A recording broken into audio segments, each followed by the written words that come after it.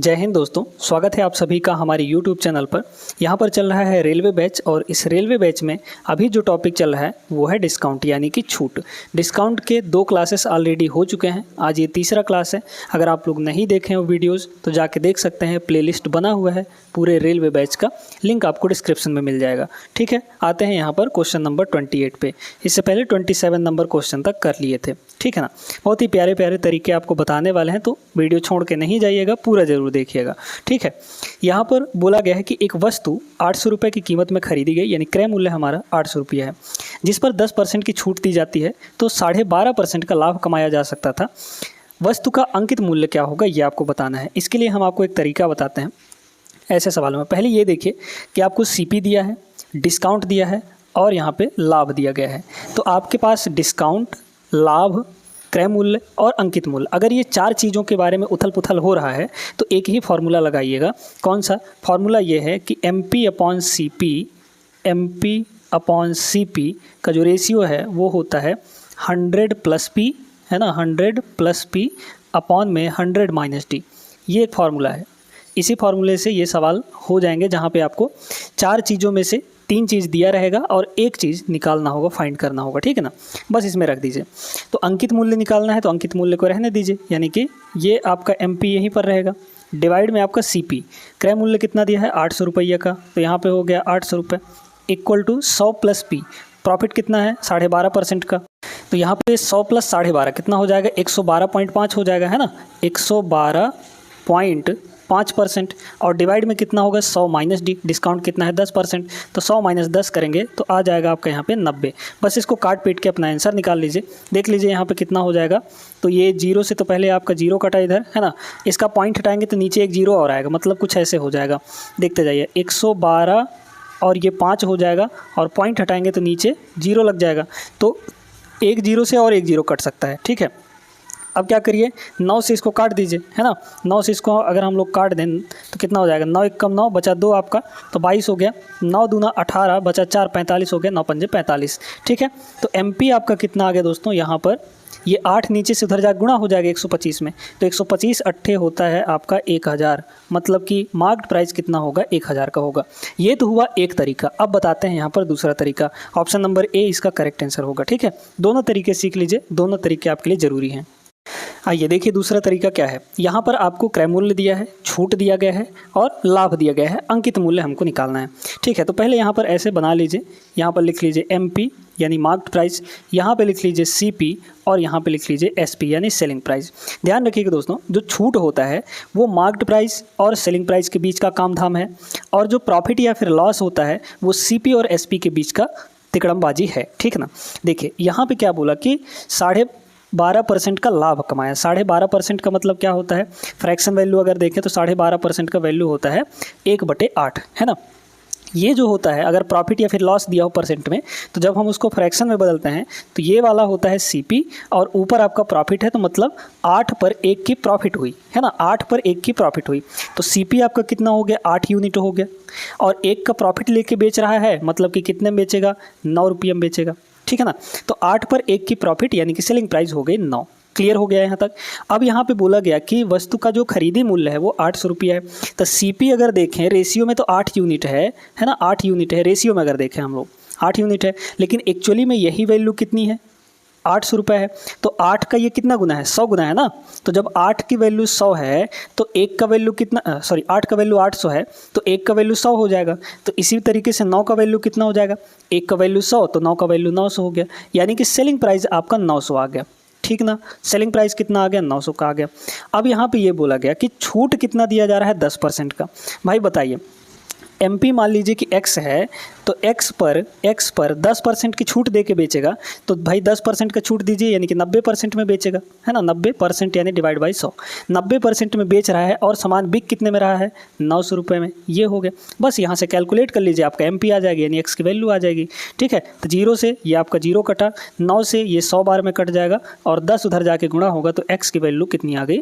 1000 आ गई, यानी कि जो मार्क्ड प्राइस है वो कितना होगा? 1000 होगा। तो ये भी तरीका बढ़िया है, आप जो तरीका चाहें वो लगा सकते हैं। उम्मीद करते हैं सभी को समझ में आ गया होगा। बढ़ते हैं अगले सवाल पर। देखिएगा इस सवाल को, क्या बोला इसमें कि एक वस्तु का क्रय मूल्य अंकित मूल्य का 64% है, ठीक ना। 12% की छूट की अनुमति के बाद प्रतिशत लाभ की गणना करें। बहुत बढ़िया सवाल है, आराम से बन जाएगा। यहाँ पर आप बना लीजिए MP, ठीक है, MP, CP और यहाँ पे SP, ठीक ना।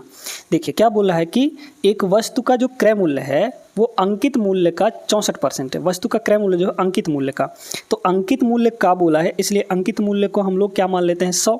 तो CP इसका 64% हो जाएगा, 64% यानी कि 64 हो जाएगा, ठीक है, 64 हो जाएगा। अब इसमें कह रहा है कि 12% की छूट दी गई। भाई बताइए 100 का सामान है, 100 का अंकित मूल्य है, तो छूट तो अंकित मूल्य पर ही दिया जाएगा ना। तो 100 का अंकित मूल्य है, उस पर 12% डिस्काउंट देंगे तो 100 - 12 कर देंगे, यानी कि सेलिंग प्राइस कितनी हो गई आपकी 88 हो गई। अब आपको क्या चाहिए, लाभ चाहिए ना। तो भाई देखिए लाभ होता है CP और SP, ठीक है। तो यहाँ पर देख लीजिए कितना का लाभ है, 100 का 64 का खरीदा, 88 में बेचा, यानी कितने में कितने का प्रॉफिट हो गया। तो आपका 8 - 4 ये हो जाएगा 4 और ये हो गया 2, यानी कि 24 का प्रॉफिट हो गया। किस पर, 64 पर। तो 64 को हम लोग नीचे रख देंगे और परसेंट में चेंज करना है तो 100% से गुणा भी तो करना पड़ेगा ना। बस काट दीजिए, यहाँ पे 8 से काटेंगे, 8 × 24 और ये हो जाएगा 8 × 8 = 64। 1/8 होता है 12.5%, और 3/8 है यहाँ पे, 3/8, तो 12.5 का 3 गुना करिए 37.5 आएगा। मतलब कि ये आ जाएगा आपका पूरा का पूरा कैलकुलेट करने के बाद 37.5%। क्लियर है भाई। यहाँ पर 3/8 है ना, तो 1/8 होता है 12.5%, मतलब 3/8 दिया है तो 37.5% हो जाएगा। बस आपका काम हो गया, ऑप्शन B करेक्ट आंसर हो जाएगा। सिंपल सा सवाल था, उम्मीद करते हैं आप सभी को समझ में आ गया होगा। चलते हैं अगले प्रश्न में। आइए इस सवाल को देखते हैं। एक वस्तु जिसकी चिन्हित कीमत यानी मार्क्ड प्राइस 100 रुपये है, तो यहाँ पे MP कितना है आपके पास, MP है 100 रुपये, ठीक ना। फिर बोला गया इसमें कि 10% की छूट पर खरीदा गया यानी कि कॉस्ट प्राइस, कॉस्ट प्राइस है ना, खरीदी मूल्य, 10% की छूट पर खरीदा गया। तो बताइए 100 के सामान पे 10% का छूट यानी कि 100 - 10 है ना, 100 का 10% तो 10 ही होता है, तो 100 - 10 यानी कि 90। तो 90 में खरीदा गया। अब कह रहा है कि 25% का इसमें प्रॉफिट लेना है, तो सेलिंग प्राइस कितनी हो जाएगी बताइए।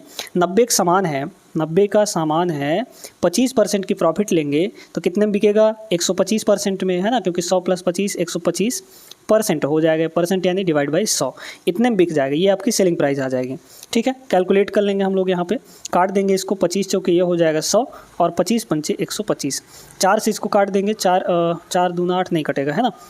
देखिए तो ऊपर ऊपर क्या करिए ना आप लोग, मल्टीप्लाई कर लीजिए। ठीक है, ऊपर ऊपर हम लोग मल्टीप्लाई कर लेंगे, या फिर ऐसे करिए, इसको और थोड़ा सिंपल बनाने के लिए यहाँ पर हम लोग सीधे सीधे पहले तो 1 0 से 1 0 काट देते हैं और 125 का 9 से गुणा कर देते हैं। ठीक है, तो 125 का 9 से गुणा करेंगे तो 25 दाहम आपका 1250 हो जाएगा।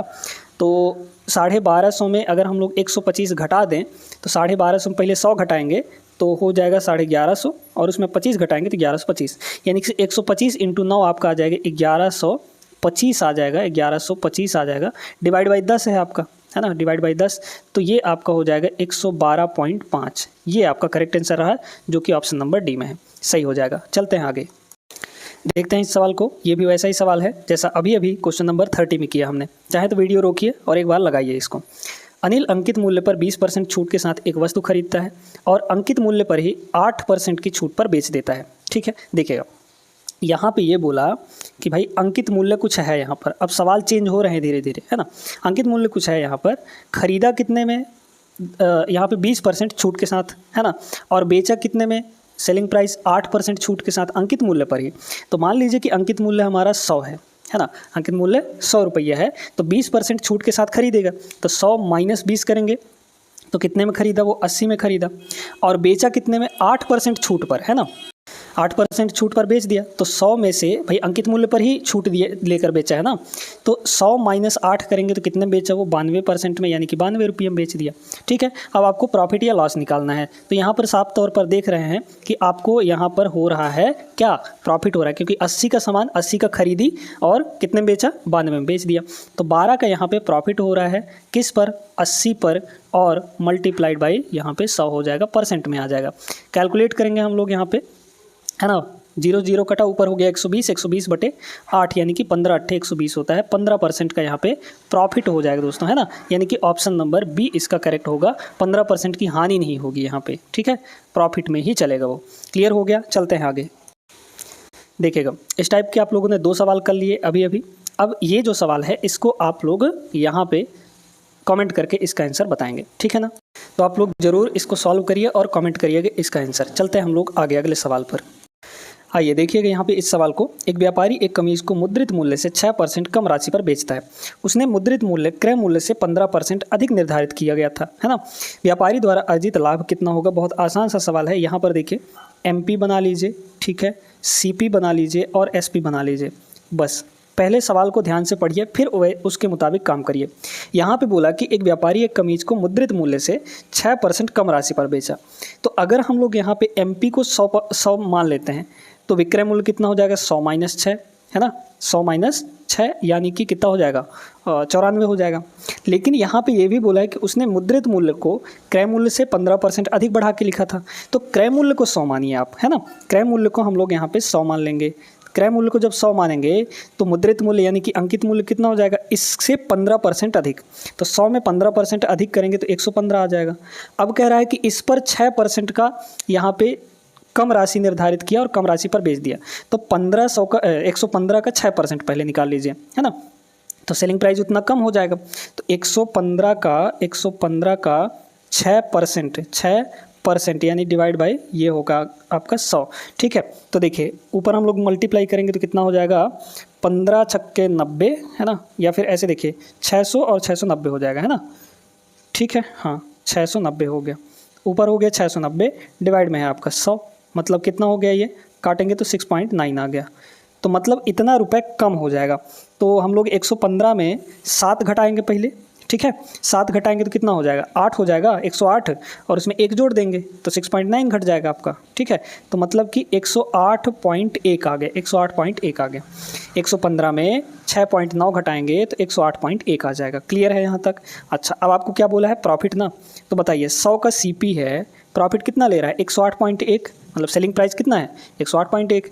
तो प्रॉफिट हो जाएगा यहाँ पे आपका, इसमें से इसको घटाएंगे तो 8.1 की प्रॉफिट आ जाएगी। किस पर? 100 पर। तो जब भी 100 पर होता है तो वही उसका परसेंटेज हो जाता है, यानी कि 8.1% का यहाँ पे प्रॉफिट होगा। ऑप्शन 1 करेक्ट हो जाएगा।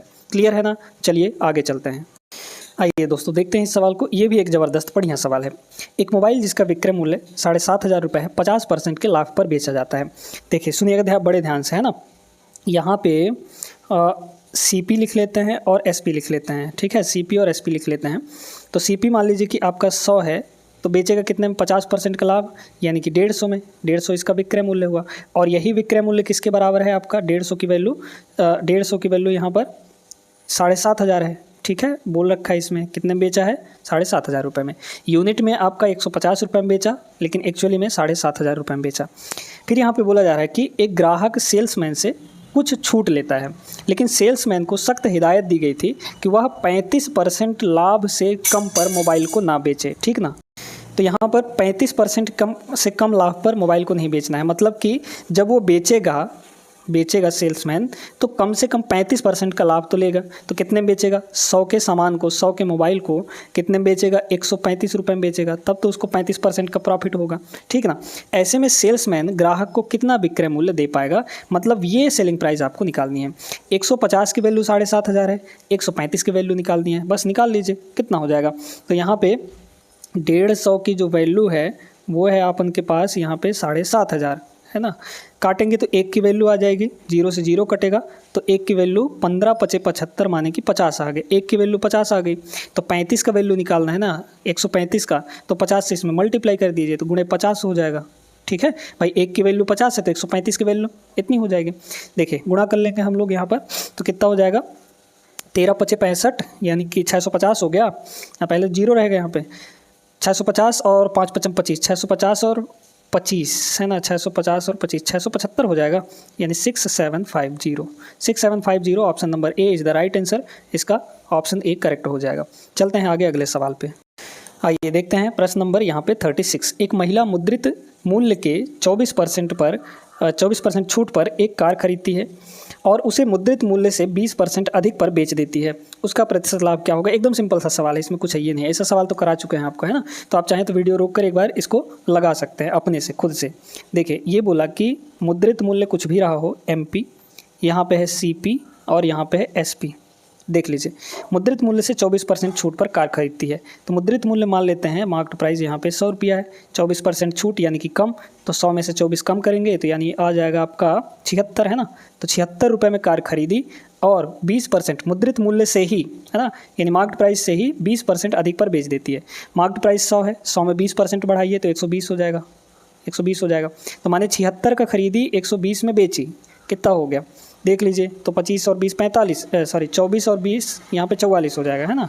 तो 44 का प्रॉफिट ले ली और डिवाइड बाई कितना हो जाएगा सीपी। सीपी आपका कितना है, सीपी है आपका यहाँ पे 76 है ना, और परसेंट में चेंज करना है तो 100% से मल्टीप्लाई कर दीजिए। बस यहाँ से कैलकुलेट कर लेंगे हम लोग कितना हो जाएगा ये, इसको काटेंगे हम लोग तो कितना होगा, 4 से अगर काटें तो 11 हो जाएगा और 4 से इसको काटेंगे तो 19 चौक 76, मतलब ऊपर हो गया 1100 है ना, 1100 और डिवाइड बाई 19। इसको अब हमको काटना है तो देखिए कितना हो जाएगा, यहाँ पर थोड़ा सा दिमाग लगाइए। तो 19 पंचे 95 है ना, 19 पंचे 95 तो बचा 15, ठीक है 15। तो 15 पर 0 हो जाएगा आपका 150 और 19 सत्ते कितना हो जाएगा, 7 बार पहाड़ा जाएगा इसका है ना, 19 सत्ते, ठीक है। बचा कितना आपका भाई, 19 सत्ते 100 आपका कितना हो गया, 133 हो गया ना, तो आपका 17 बचेगा क्योंकि 150 था, तो 17 बच जाएगा, यहाँ पे 17 हो जाएगा और नीचे 19 हो जाएगा। 57 सही 17/19 इसका करेक्ट आंसर आ जाएगा। Option number D is the right answer. Clear है सभी को, चलते हैं आगे। अब देखिए ये भी सवाल बढ़िया है सवाल वैसा ही, बट इसमें दिया क्या है ना कि थोड़ा कैलकुलेशन आपको पड़ जाएगा, ठीक है। एक व्यक्ति ने एक वस्तु को उसके अंकित मूल्य से 3/4 पर खरीदा, ठीक ना, उसे अंकित मूल्य से 15% अधिक पर बेच दिया, उसका लाभ प्रतिशत क्या होगा। यहाँ पर देखिए दोस्तों, ये बोला कि एक व्यक्ति ने एक वस्तु को उसके अंकित मूल्य के 3/4 पर खरीदा। इसका बोला अंकित मूल्य के बोला है ना, तो अंकित मूल्य का मतलब कि अंकित मूल्य का मान नीचे होगा, यानी MP आपका 4 है और ख़रीदा कितने में, 3 में है ना, तो ये आपका CP हो जाएगा, ठीक है। तो यहाँ पर देखिए कि MP और CP तो आपको मिल चुके हैं। MP कितना है, 4 है यहाँ पर, और CP कितना है, 3 है। अब देखिए दोस्तों, आपको 15% अधिक पर बेचना है अंकित मूल्य से ही।